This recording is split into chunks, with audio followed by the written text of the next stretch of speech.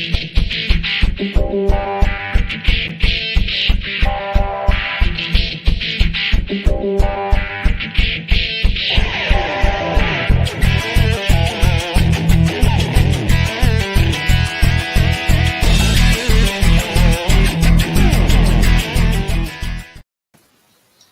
good morning, everybody. Welcome to Home Cooking here. We are going to be talking about Safety Month, which is a very common October theme. And if you own a home, you definitely need to be prepared for some accidents that could happen around your home and some preparedness for your family. So to start out, let's bring Lyndon on. Lyndon. Good morning, Daniel. Good morning, Lyndon. So topic today is going to be fire safety. Been a homeowner for a long time yourself, so I don't know if you've ever had any fire accidents around your home or not, but they are very common, believe it or not. So have you personally had any issues? No, I haven't. But when I was a kid, my dad almost burned our house down twice. Once he was left something cooking on the stove, and we had he had built our cabinets and had a grease fire, and fortunately he was able to get that put out after it damaged one section of the cabinets. Then he was burning leaves outside. We had cypress on the outside of our house. It was real pretty, and he walked away from the pile of leaves that were burning, and it got into that cypress, and that's dried cypress is pretty flammable. Yes, sir. And so I had two big scares like that, so it scarred me for life. I've kind of been cautious ever since. Well, it's good points. The homes of today may not have those same, I guess, situations. Right. A lot different of homes and everything, but there are still a lot of hazards around your home that a lot of people underestimate. It's a very common thing for people to be recommended to have a fire extinguisher in their kitchen. And everybody thinks when I say a fire extinguisher, they look at these fire extinguishers on the side of these restaurants, these humongous ones, or in hospitals or in commercial buildings, and that's not what you actually need. They make these smaller fire extinguishers that are designed for personal use. And I've even known emergency personnel that suggest, they keep them in their trunks even, because you never know when you're on the side of the road and you may see a fire or something like that to try to help somebody. But for the home itself, they suggest keeping it under a kitchen cabinet or a very accessible area of the kitchen away from the appliances. So in the pantry possibly or something like that. But those fire extinguishers are very beneficial. They make different kinds of fire extinguishers. Some are designed for grease, for a kitchen, and some are designed for an all-purpose. So there are different types of foams that they can put in those fire extinguishers to make them designed for more protection than other ones. So they do have a certain amount of pressure built into them. And then that pressure does dissolve over time, does not become as pressurized. And they do have an expiration type of date that you have to come around and look at them. And it's a pretty long date, though. It's not like it's only a month or two. I think they're good for several years. Okay. I remember, many years ago, you used to have to recharge those old big giant ones it was my business. So the fire marshal would come out and check your fire extinguishers, make sure they're up to date, all that. So I guess now they're more replaceable. And I'm looking here online. I mean, you can get these things $50, $21. So they're not expensive at all.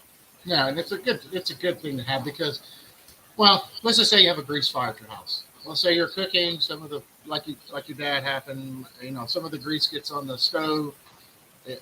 Say you have something flammable around your stove that you shouldn't, but just say these little things, a towel beside the stove catches on fire. Well, then that starts a fire below the cabinetry, like you said. And so, most people wouldn't know to suffocate that fire. People freak out because that's the first thing you do. You freak out, so, instead of, you're supposed to take a larger item and cover everything and suck out the oxygen of the fire. But also you have to get near the fire to do that, right? So instead of, and some people may be very, not thinking at the right time. So having one of those little mini fire extinguishers, it's very simple to use. Trigger system now. You don't even have to A lot of these smaller ones are straight, just aim and pull the trigger, and it has a wide foam spray that Hmm. douches everything in its path, and it basically does the same thing as you covering it manually. Is it sucks all the oxygen out of the fire. It puts a Yeah, coating and on. another thing that people make is a common mistake, I believe, is trying to pour water on a grease fire. Mm-hmm. If you're not aware of what that does, it's not pretty. And Nope. so that's something that people need to be aware of. Do not put water on a grease fire. That's a good science experience to have with your kids one Saturday morning. Get a cup of Crisco or some cooking oil and put water in it and watch what happens. It separates so fast, and that's why when the oil's hot, it is expansion is what's causing that grease to popping because it doesn't like that water touching it. So it's the Hmm. same context. So it's a great science experience to have with your kids on the weekend. Let's talk about oil and water and why it doesn't mix. So, Right. but fires around the home very common.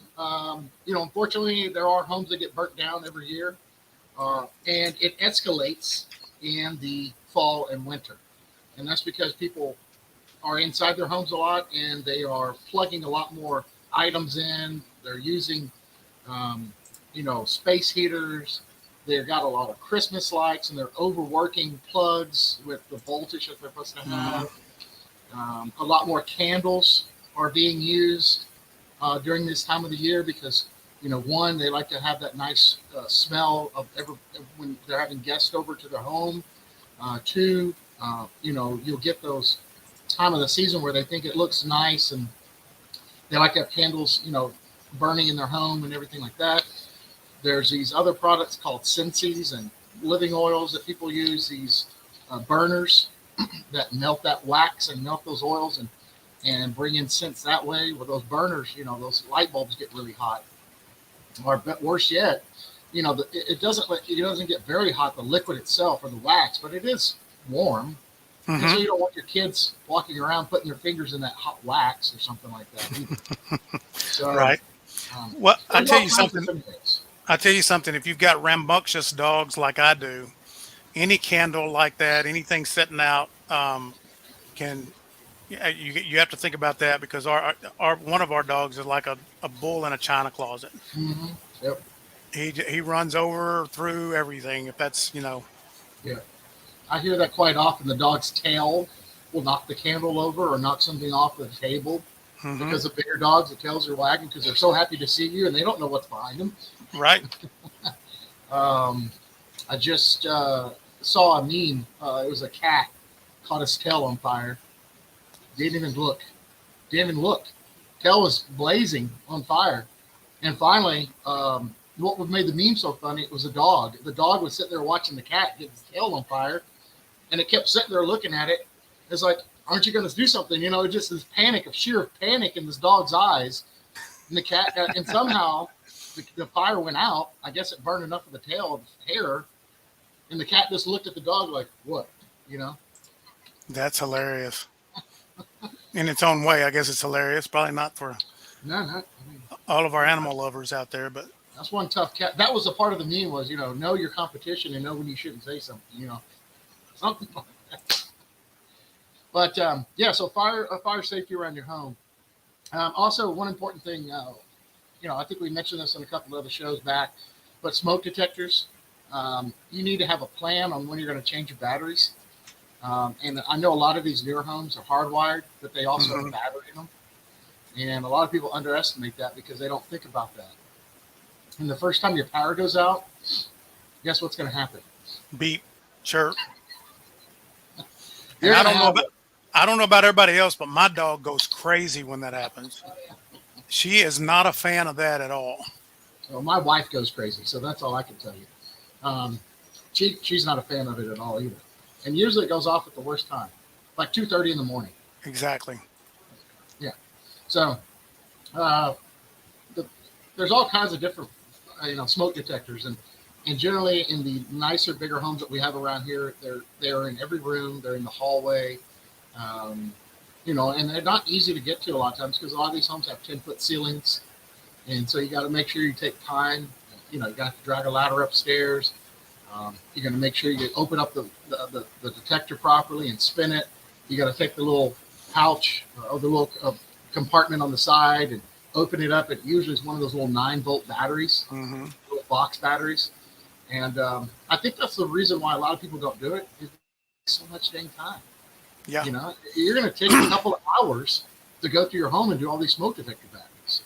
And people have this conception that, all those batteries will last longer than a year. I'll do it next year. Well, next year comes and goes, and I'll do it now. I forgot about it, but I'll try to do it this year. And then, before you know it, you got a couple of beeps, and you're like, well, I'm just going to change this one because I ain't got time. And that's a real life scenario story. That's what happens. Mm-hmm. So, Yeah. if you can be diligent and do it, I mean, it's a great thing to have on a schedule. So, Yeah. I mean, you talk about people talking about the batteries will last a year. I changed ours out probably about 3 months ago. We had one in the bedroom, of course. The battery did not last a week. that's the worst one, right? You're like, what the heck? But it happens, and I know, like we talked about earlier, was they're hardwired into your home, and that's only to implement and to work with some of the security systems also. Some of the security systems that the home builders integrate into the homes have those functions to where they get signals necessarily to the controller pad to show when a fire is activated or when an alarm is activated. So a lot of times when I say hardwired, people think, well, that means that power is always going to go to those. And it's also not necessarily to give the smoke detector power necessarily. It's also a sensor. So people have to understand that, even when your power may be on your home, that battery is going to go out because the battery is the key source of the power of the detector. So let's see what's next here. Carbon CO detectors. A lot of people underestimate having one of those. So a CO detector is very necessary, especially if you have a section of your home or upstairs that is away from the majority of the other items in the home, other bedrooms, should I say. A lot of times you'll see that the kids are, a lot of the family is in one section of the home away from the others. And the CO detector is very necessary to keep that alarm handy because you might have 2 or 3 or 4 other people in your family in the area of the home that may have CO, and that area of the home may get affected first, and you may not recognize it downstairs or away in your wing. And with that alarm going off, it detects it faster and it alerts everybody in the home that this is happening. And these are very tragic stories, but this can happen, and this is why it's so important to have one of these in your home because it's a colorless, odorless gas for the most part. And by the time you are aware that you're under the influence of it, it's sometimes too late. You're passing Right. out. Yeah. So Well, super important. especially if you have a fireplace in your home. You were talking about the hardwired um, smoke detectors. I mean, I think one reason. I mean, you may know more than, and I'm speculating here, but if you had a hardwired smoke detector and you had a fire that burnt through the wire, um, it's not going to go off. So Right. you kind of need that independent system that's going to be able to go off regardless of what's happening in the home. Right. Yeah. Now, and also a lot of times though, people don't even use their alarm panels or the systems that they're hardwired for. So unless you buy an alarm system that integrates in with all those wiring and all those pre-wires, then it won't benefit you to have those anyway. So I mean, the battery systems and the batteries are the most important thing to have checked and make sure they're working. Because, like you're right, you might have a fire, and this is a very common occurrence. You have a fire in the attic for some reason, either lightning based or electrical something components up there burn out. Your heater something gets hot, causes or very. I've seen a couple of times those wired in attic vents. The motors in those get hot and start sparking, and then some of Hmm. your supports or some of your wood up there gets fired. Well, if that gets that fire up there on top of your ceiling, and you don't know about it, well, that fire gets so hot it's burning through your roof already. You don't know about it. You're inside your house. Hmm. Well, by the time it goes through all the roof and the ceiling, then it starts getting to your wall.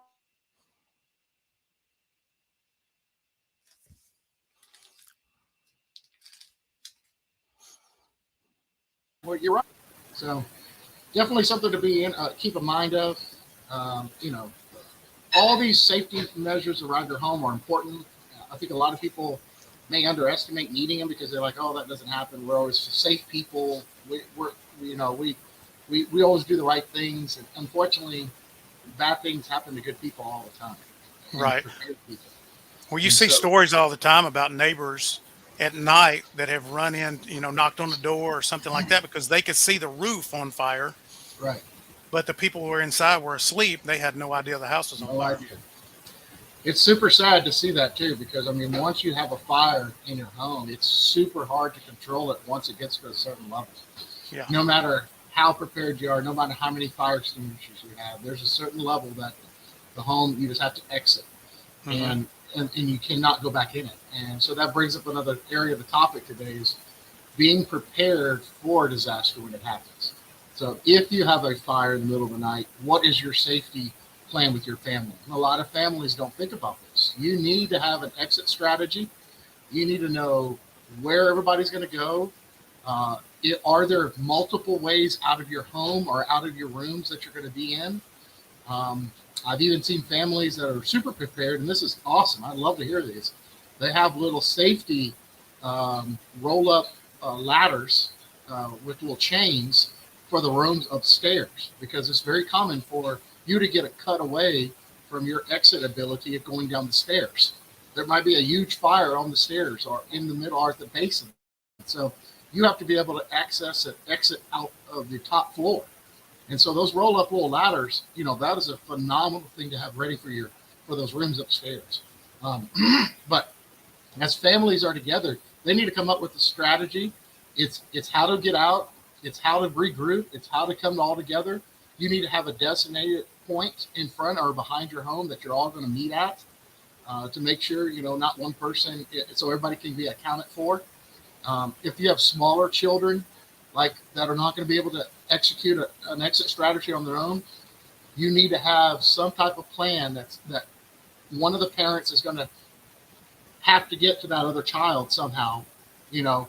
And I've seen stories of that, and from some fire safety, people. And if you're blocked by fire and you're trying to get to someone that needs your help, elderly or child, something like that, this is the best way of doing this, and it's not a foolproof way. There is no foolproof way against fire. But if you have some type of blanket or some type of large item that you can cover your body with, they suggest taking it to the bathtub that you have accessibility to, dunking it in water, getting it soaking wet, and putting that over your body and running through the fire at that time. It gives you some protection. It's not foolproof, but it gives you an ability of getting to that person that may need your help, or may need some type of assistance. Well, that fire is so hot. I mean, it can blister the Oh, skin even if it's not yes. touching you. Yeah. And one of the other things is you would remind people of staying as low as you can when you're trying to go through that house, Yeah. because the smoke is going to rise. I mean, until the room is full, but usually there's only like a foot and a half. When it gets really bad, where you've got any breathable air, if you want to call it breathable air, the most breathable air. Yeah. So that's something to think about as well. Yeah.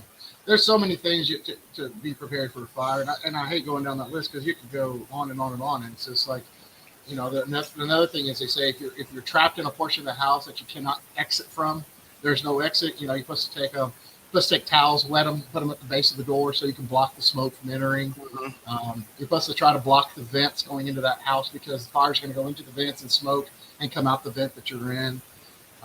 There are, I mean, it's a traumatizing event if it ever occurs to you. I mean, it's a scary, scary event. And unless you've been near a fire, you have no idea how hot it is. I mean, you just don't. You don't understand how hot a fire is until you've been around one. And I'm not talking a campfire. I'm talking like something on fire. And, campfires are hot. I can get some hot campfires going. But until you've been around a lot of structure burning or car burning, Mhm. it's so intense. You can feel it several feet away. I mean, like when your home's on fire, you're going to be able to feel it from the street. Yeah. Neighbors are going to be able to feel it down the street. Mhm. Um, it's unimaginable. It's unthinkable how much heat that fire brings to those substances. And you got to think about all the different raw materials that's in your house. I mean, it's amazing how much wood, tiles, hardwood floor, wiring, all these different components, and they all have different temperatures that they burn at. Carpet, carpets are humongous. What about the glue they use for the flooring? I mean, is that It's is all, yeah, it's yeah, all, and when you get to a certain point in the fire, and you'll see the different stages of a fire. Once it's burning, you'll see these big glows or these big pops or something like that. It's getting to different levels of combustion, combustion that for different items that have that. And that's why fire departments have to be so careful about going into the homes, because they're trying to prevent it from getting worse or from spreading, but they're really not trying to contain it too much. I mean, they're containing it from spreading, but they're not trying to go inside the house and put it out, because they right, don't want to get caught with falling debris or explosions of something catching on fire inside the house and everything. So that's a lot of times why you got to get out of the house, because firefighters are not going to be able to get in there all the time. right, They want to save your life, but they also have to think about the safety of their lives. They can't send exactly, a whole, 3 or 4 firefighters to go save you, because they're trying to make it home also. And that's yeah, why it's so important for you to have an exit strategy. You have to have an exit strategy. You have to sit down with your kids and say, hey, if this is going to happen, this is what we're going to be prepared to do. And right, I can't stress enough, have a backup plan, have things in your rooms. And as the kids grow older, okay, great. Let's change our plan. Now we're all self-contained. Hopefully we can take care of ourselves and make and plans change over years. So you have to modify it. That's great, but let's have one. Let's have the right tools that we need if we have to have it. And let's hope to God that we never have to use it. That's the main goal. Right? Hope to right. God that we never have to do that day and never have to come back to your burned out house, looking and scrounging for some pictures or for some family momentums, that you hopefully, you can salvage and stuff like that. Let's hope that never happens. But unfortunately it's going to somewhere. Well, Somewhere. it's like they say, it's better to have it and not need it than need it and not have it. So, Yeah. I mean, you really can't, when it comes to the safety, the health and safety of your family, you can't be over prepared. Sure can. And there's so many things that we take for granted every day about it's just a simple switch, it's just a simple plug, it's just a simple extension cord. Um, I'm just going to light these candles for an hour before the guests come over. It's just the simple things that we think of that are just so minor, and we wake up and then our house is on fire. So Right. just be prepared. That's the main story. But yeah, the fire extinguishers, the smoke detectors, the CO detectors, all those things come very easy to get.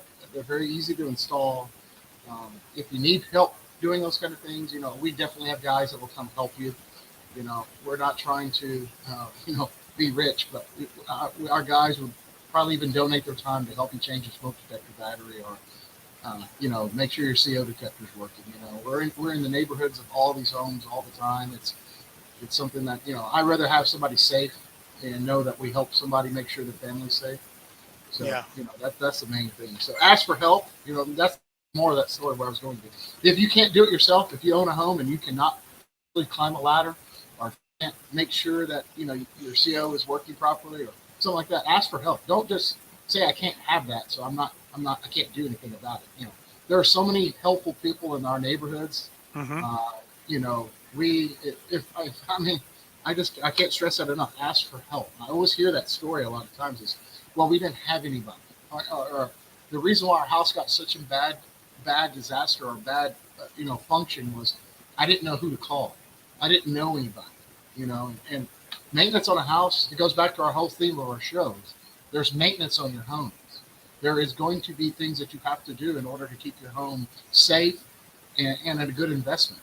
You cannot just let your home age and just say, okay, it's going to age. Oh, well, that's Yeah. not what you have to do. You have to stay on top of it. Right.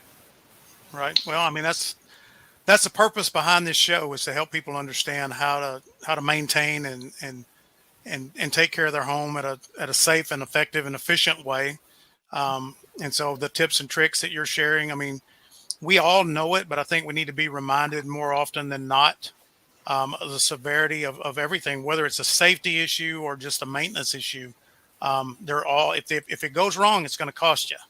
Oh, And unfortunately, the safety issue is going to cost you in a lot of ways other than just monetary. yeah. So another quick thing. I know we're running out of time, but just we have Christmas light season. Even before that, we have Halloween seasons here already. You know, we got Halloween here in a few weeks, and I've already gone around our neighborhood. We have several people that love to decorate for Halloween. Those big blow ups and all these different lights and everything. Halloween's got to be a big thing now. You know. Mm-hmm. And that's great. I love seeing that. I love Halloween. Halloween's a fun time. I remember when my kids were younger, I couldn't wait to go trick or treating with them, and I used to try to scare everybody. You know, that was my goal. I wanted to scare everybody. But you have to be safe with all these extension cords. You know, we have these. We have a plug usually on the outside of our front of our house, and maybe one in the back. You know, those also have a certain limit of how much you can actually plug in them. And I've gone to some guys' houses and I've seen they have 3 or 4 extension cords, and then they got another cord that has another like 5 or 6 wires running off the Mm-hmm. of an extension, you know. And I'm like, holy cow, how much? You know, how many amps is that? Right.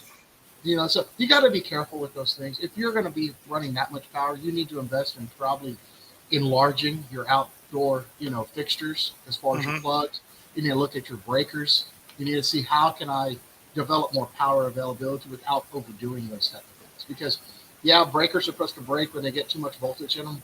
But what happens if that breaker hangs in your garage because it's got so much voltage hanging in it? Well, guess what? That's going to cause a fire and really quickly, especially in an Mm-hmm. electrical box. Yep. So you got to be careful with how much power you're putting through those plugs and how many extension cords you're running. And I've even seen extension cords where they're plugging into the boxes themselves. The extension cords get a fire, and it starts sparking the extension cord, which Mm-hmm. then sparks the grass in your yard. Yep. So you could easily have a yard fire that then comes up onto your house and catches your house on fire. Yeah. So those things happen all the time. Got to be prepared for those type of things. Real quick, also outdoor grilling. Everybody loves to grill when it Mm-hmm. gets cooler outside, right? So how close is your grill to your home? What type of flammable debris is around that grill where some embers are, pieces of the fire could easily jump off of and start igniting that section of your house as well. So a lot of these homes have these beautiful overhangs that are made out of wood. Some of those embers catch on some of that wood, it becomes flammable. Well, the backside of your home could catch on fire really easily. So Yeah. these are all things that you got to think about. Deep fried turkeys, we all heard horror Oh stories my about. gosh. I've seen the I've seen the video where the fire department's out there and they're showing what happens with a deep fried turkey. And I mean, when he drops it in there and that oil comes out onto that open flame, it looks like a bomb exploded. It is a bomb. It's a bomb. It goes back to what we talked about initially, oil and water. I mean, that hot oil is Mm-hmm. not going to do well with any type of water moisture that's left on that turkey. That turkey's got to be completely defrosted, no ice in the center, completely dry. You try to wipe that thing off because when you set that turkey in there, you don't want to have that oil come back up on you. You talk about a bad day, that's going to be a bad 10, 15 years because Oh your my skin God. is going to have some bad problems trying to regrow and graft. So, My uncle deep fries turkeys and he does it very well and I've always wanted to, but I'll be honest with you, I'm not confident enough to do it with the risk. Um, and I'm sure, I could figure it out, but I'm like, no. yeah. I, I'll put mine on the smoker, but deep frying it, that's a little Well, risky for me. Well, Daniel, we got about a minute left, so here's what I'm going to do. I'm going to take myself off screen. I'm going to put your information up so you can tell everybody how to get in touch with you. And while we're doing that, I hope this doesn't distract you. I'm going to play a little video. I think that everybody might. It won't have any sound to it, but I think everybody might be able to appreciate it and enjoy. all right, sounds good.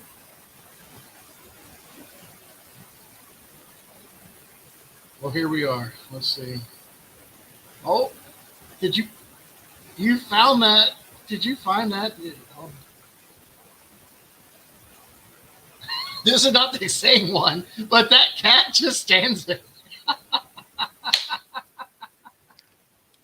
That mean, is awesome. he's not moved at all. It's just like, I okay, well, tell you, maybe I it'll go think out in a minute. maybe this is the same one. That cat just, I'm telling you, I watched it. It was on a meme, and it was so funny. Oh, Lord. That dog is sitting there going, holy cow. All right. Well, hey, I appreciate everybody coming and joining us today, talking about home fire safety month, home safety. Prepare for the worst. You know, your family's so important to you. Let's make sure we're doing the right things. You know, if you need help, let us know. If you have any, you know, desires to, you know, talk more, give me a call. We'd love to talk to you if you have any questions. 833 cook dfw, cookdfw.com. Send me an email. Whatever's the best way to get a hold of me, we'd love to help you with anything around your home. Hope your family stays safe, be prepared, and thank you very much. See y'all later. Bye.